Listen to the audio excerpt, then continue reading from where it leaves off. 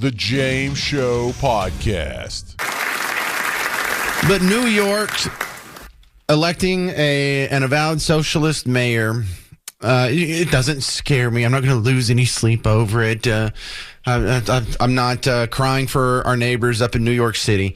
They'll be fine. They've done this before. New York City! 2 mayors ago, they already had an avowed socialist, Bill de Blasio. And, they want to, even worse than that, he was an evil billionaire. And you know how evil billionaires are. Yeah, they say that, and then they keep electing Richie Rich kids as their mayor. The Bill de Blasio, billionaire. Michael Bloomberg, like the 7th richest person in America. But yeah, tell me more about income inequality while you vote for people with helicopters. But look, the more they squeeze businesses and the air quote, the rich, the more they squeeze these people in New York City, every imposition of a cost becomes an incentive for them to leave for greener pastures. And Texas is one of the main places they're going. Texas, Florida. You hear a lot about Tennessee. They also have the no state income tax, and they're getting a lot of people that are kind of clustering around the Nashville area. But the one thing that New York has going for it is being number one. And if you are the number one, and I'm talking about just not just in size, but it's number one in so many other things, because you're the biggest city in America, and because you are the first big giant port on the eastern seaboard closest to our largest trading bloc, that would be Europe, specifically Western Europe. You have all kinds of advantages that a Scranton, Pennsylvania just can't have. Same thing on the other side. The second biggest metropolitan area, Los Angeles. It has the same thing going for it on the other side. It is the furthest inland port facing the Pacific Ocean, with our greatest trade partner over there, China. All the crud that gets made in China, almost all of it comes through the ports either in, Seattle, San Francisco, or Long Beach is the big one from LA, if I understand my logistics correctly. So they have a couple of big advantages just geographically, and the fact that they're on the ocean and they were the first one to get there. But the number one market in any country, in any situation, has the advantage of what they call in economics as agglomeration. Outside of economics, that just means things clustering together. But in economics, it's kind of specific. And to the fact that you would think, like, if you're a farmer, or if you're a hunter, or if you're in so many of these other sort of competitive businesses, you don't want to be right next to your competition. You don't want to open your McDonald's right next to a Burger King. But something weird happens in economics where they do tend to, at the very tippy top of their structures, want to cluster. The headquarters for McDonald's is probably going to be just fine if it's next to the headquarters of Burger King. In fact, it's probably an advantage because some of the same vendors and services and lawyers and marketing tools and advertising agencies and distribution firms and trucking agencies, they're all going to want to be around wherever the headquarters for their businesses are. And they don't just work for one business, they work for all of them. So you have a tendency for one group in an industry to move their headquarters there for everyone to do it. And that's what New York has benefited from. Have you ever noticed how all of your major networks seem to be based out of New York City? Well, that's no accident. Because once you have, NBC's in Rockefeller Plaza, and across the street from there, you have the building where ESPN and there's some ABC studios there that you can just walk past and see. It's right around the corner from Times Square, where they have their little studios for, whether it's Total Request Live or whatever they're doing the live shots from for the Today Show on at Times Square. This is all in like a little 6-block area of Midtown Manhattan. There's Fox News right there. There's Sirius XM satellite radio there. So once you have a couple of the more headquarters of some business decide that they want to move to Texas, that creates the table for all of them moving here. And what is being built just cat a corner from where I'm sitting right now, over here by the American Airlines Center, there's a building going up. They're just building it from scratch. It's 2 towers. One of them's 14 stories. The other one's going to be 8 stories. That's going to be the new headquarters, or the, sorry, not headquarters yet, but the new office complex for Goldman Sachs. And they're down here because they're going to be anchoring Y'all Street. We're opening our own stock exchange right here across the street from where I'm sitting right now.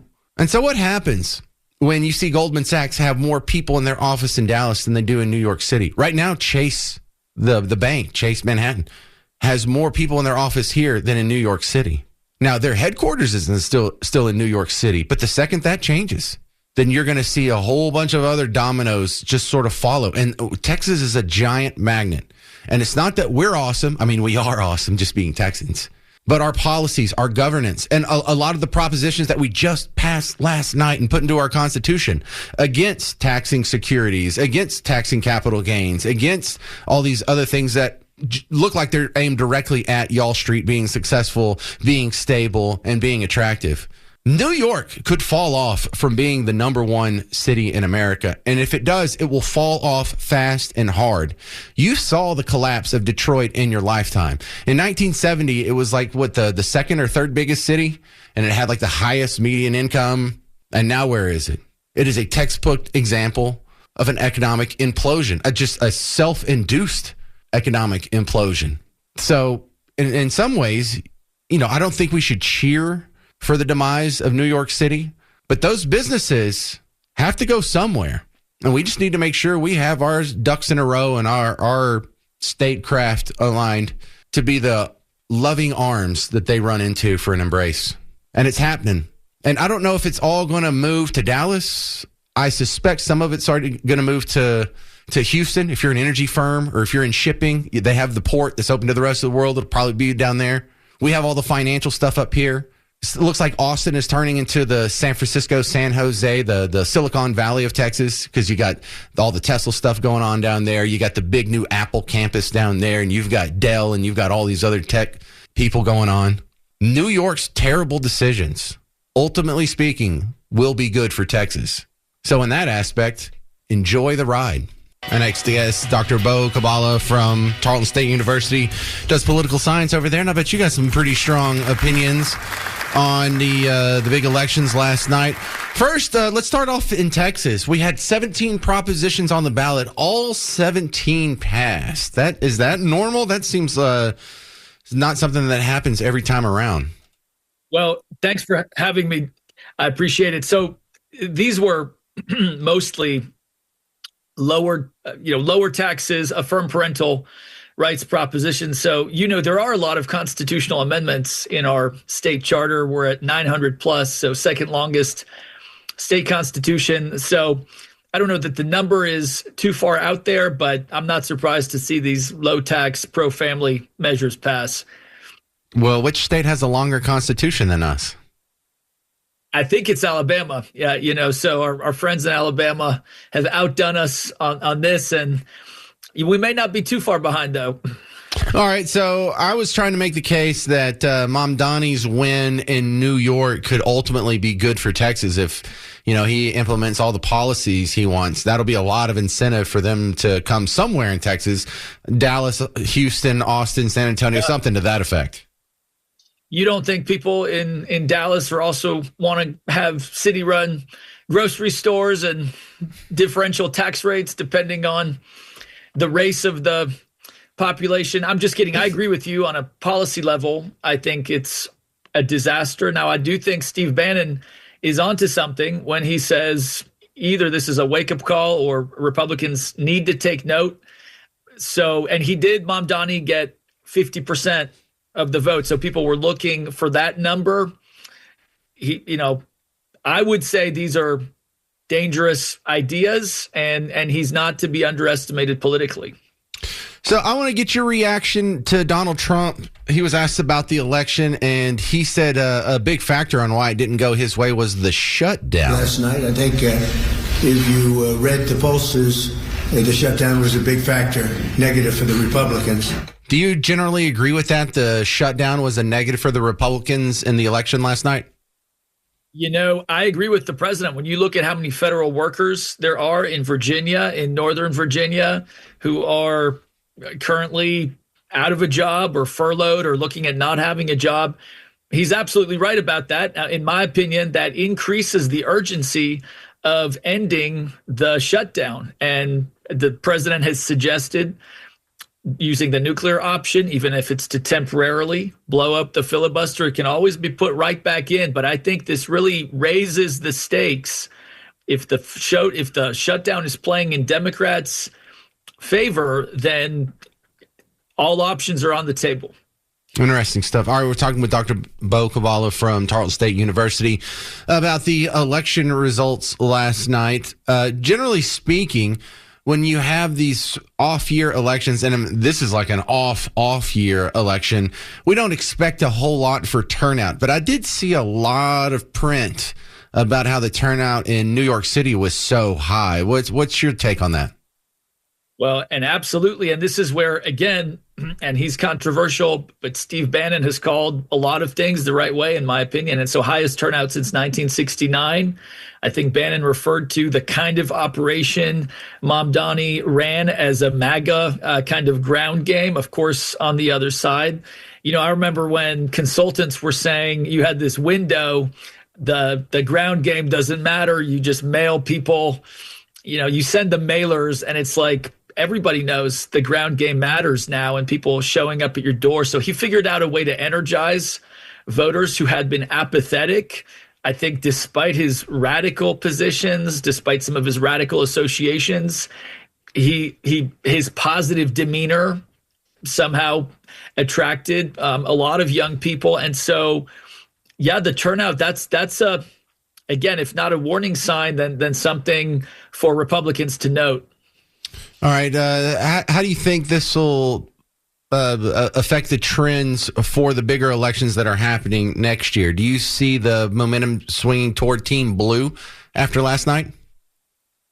Not necessarily. We had this happen in 2017, first sort of off-year election before the midterm election. So I think it's just to be expected in part that the party opposite to the one that's in the White House, may do a little better. But in terms of what voters were saying as they left the polls, the worry about the economy, I think for the Trump team to be aware of messaging and how economic policy is being sold, that's key.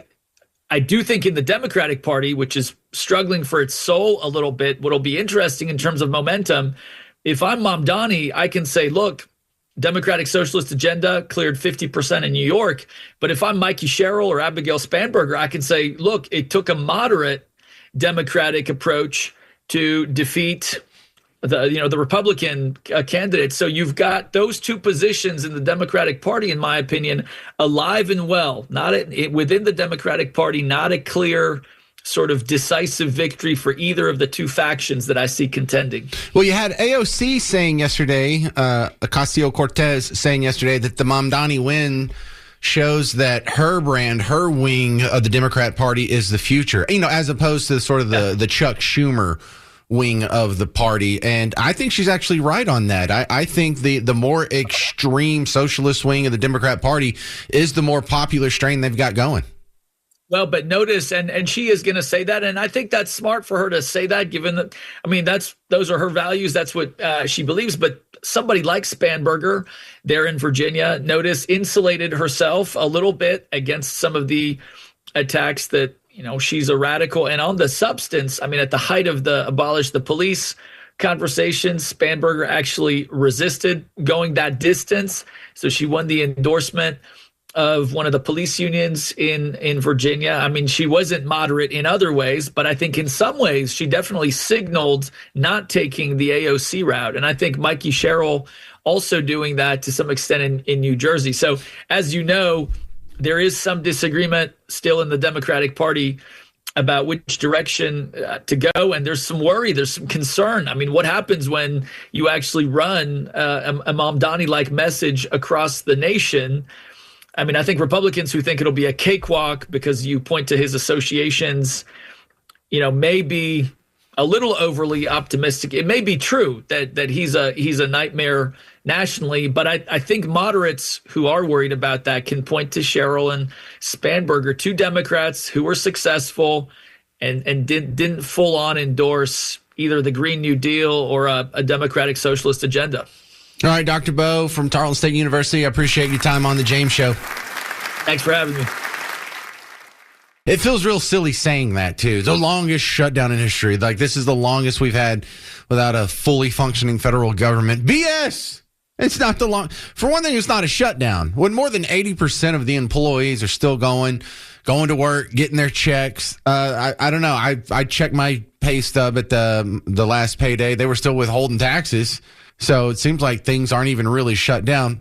And, I also remember, in the War of 1812 when the White House got burned to the ground by the British. I think that was probably a bigger disruption, a bigger, air quote, shutdown, an interruption of government services than having 18% of our staff temporarily furloughed for 4 weeks. But hyperbole aside, if you want to use their description, this is the longest shutdown in history. Donald Trump this morning. So as you know, we are in the midst of a disastrous Democrat-created government shutdown, and it is Democrat-created, but I don't think they're getting really the blame that they should. That's now officially the longest shutdown in American history. The Democrat radicals in the Senate have shown zero interest in reopening the government, and I don't think they'll act so soon. A lot of people disagree. I've been saying for the last 30 days, we've had 4 or 5 different points. Yes, sir, they're going to get it right now. We should have it done in a day. I've heard that about 4 times. I heard it after Kings. They said I was a king. And I heard it after Kings. I heard it after a couple of other moments in time. And I said, no, I don't believe so. And now I heard it's after the election. I don't believe so. So he thinks this is going to be done soon, like within a day or so? Now, the big question is he talking about ending the filibuster? Because later in those same statements, there was no gray area here. He is all for ending the filibuster today. It's time for Republicans to do what they have to do, and that's terminate the filibuster. It's the only way you can do it.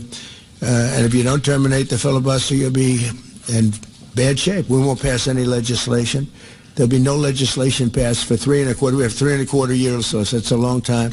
All right. Now I'm interested in this timetable because Donald Trump predicted over the weekend, or it was played on Sunday in the 60 Minutes interview that aired, that he thinks this will be over. The Democrats will totally capitulate and it'll probably be done in a week, which means, this week. And then there was another soundbite I've been playing for you this week from Ted Cruz, who was on with Maria Bartiromo over the weekend on Fox News Sunday, or what's it called? Something Morning Futures. Sunday Morning Futures, that's what it's called. And he predicted kind of the same thing, which now the clock is ticking on these two predictions. This was Ted Cruz over the weekend. Will the government open this upcoming week? This is getting seriously impacting the U.S. economy. What's your take? I think it's likely to open Wednesday or Thursday of this week. The Democrats will wait until after Election Day because they think a shutdown is good for energizing the crazies in their party. But I think it'll be either late this week or early next week. Are you going to have to give on the Obamacare subsidies? No, the Democrats will collapse entirely. Okay. All right, so are the Democrats going to collapse entirely? Are they going to end the filibuster? These are two different forks in the road that actually have the same destination. The government gets reopened, the budget gets passed. But that's going to be sort of the defining characteristic. Do they get this bill passed because 7 Democrats capitulated? Or do they get this bill passed because they ended the filibuster? That's going to be a huge difference. But Donald Trump said we should have a result this afternoon, which means, the James show is almost over. I haven't heard anything. I'm keeping an eye on it for you. But if they're going to do the filibuster thing, it's probably going to be sooner than later. I think it's very important. We have to get the country open, and the way we're going to do it this afternoon is to terminate the filibuster. And it's possible you're not going to do that. And I'm going to go by your wishes. You're very smart people. We're good friends. But I think it's a tremendous mistake, really. It would be a tragic mistake, actually. It's time. So he is full-throated in support of removing the filibuster. The Democrats already have their electoral results in. There's no reason, politically speaking, to keep the pain going other than if they think it's good PR, or I should say bad PR, for Donald Trump. So I'm interested in keeping an eye on this because I don't want him to get rid of the filibuster. I don't think the Democrats want him to get rid of the filibuster either. And so now I don't think anybody on either side of the aisle will admit this to your face. But I think the Democrats are likely to capitulate tomorrow or Friday in order to save themselves from getting rid of the filibuster. They don't control whether or not we get rid of the filibuster. But if they go into capitulate, then they can stop everything else because the Republicans will need 60 votes to get it out of the Senate. If they don't capitulate, they're still going to end up having the same budget passed with the filibuster gone, and then they'll be exposed on so many of these other fronts. That's my prediction, and I'm only about 60% sure on that. And our neighbors to the north, our little brother Oklahoma up there, had a big bust. I'm surprised this isn't bigger news. It should be bigger news, just it doesn't fit the narrative. This report comes from KFOR. Another 73 illegal immigrants arrested in a targeted Operation Guardian sting. Hang on a second. 73? That's a hell of a sting. Like that. Do you run out of handcuffs and zip ties at some point? Anyway.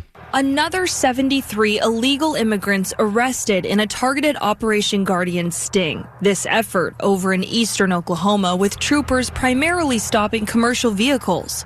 You may remember in September, the Department of Public Safety arrested 120 illegal immigrants in western Oklahoma in a sting there.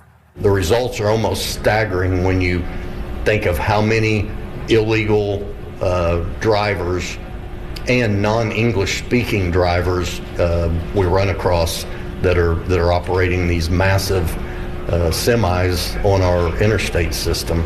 During the most recent sting, Department of Public Safety Commissioner Tim Tipton says posts on social media from the East Coast were warning commercial truck drivers of the operation, telling them to find an alternate route and avoid Oklahoma altogether. But even with the posts, OHP troopers and ICE agents arrested 73 people. 34 of those were driving commercial vehicles. In this case with commercial motor vehicles, the proof is easy to see. It is dangerous to our citizens when we have people who are here illegally, untrained, operating these types of vehicles. And so it is a true public safety issue that we will aggressively enforce. Tipton says all highway patrol troopers are credentialed under ICE. When asked about probable cause to make an arrest during an operation like this, Tipton says, if they're an illegal alien, they're here illegally. In the most recent sting, Tipton says they stopped over 500 cars, and after searching the ICE database, learned several foreign drivers were in the country legally. They have a current visa, they have a current right to be in the country, and they're released back to their truck and going down the road. In Oklahoma City, Hunter Elise, Oklahoma's News 4. Tipton says several of those arrested had a lengthy criminal history and were from several countries like India, Pakistan, China, Ukraine, Russia, and Honduras, to name a few. They have plans to continue these crackdowns. Wow. All right. So good job, law enforcement in Oklahoma, ICE agents, whoever was involved in that.